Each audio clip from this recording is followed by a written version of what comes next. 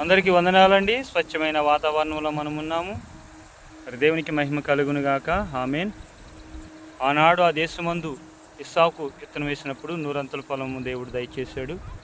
ఎందుకంటే మన దేవుడు ప్రార్థన ఆలకించేవాడు, మన దేవుడు మన ప్రార్థనకు సమాధానం ఇచ్చేవాడు, మన దేవుడు మన ప్రార్థనకు విన్నపములను ఆయన అంగీకరించేవాడు.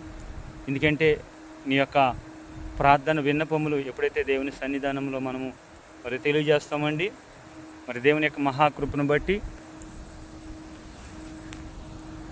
దేవుడు నీకు మేలు చేసే దేవుడు కనుక ప్రతి విషయంలో మనం ప్రార్థనా జీవితం కలిగి ఉందామండి.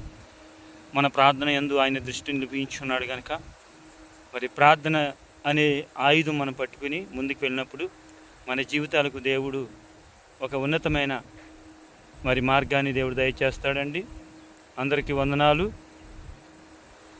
మీ యొక్క ఓకే.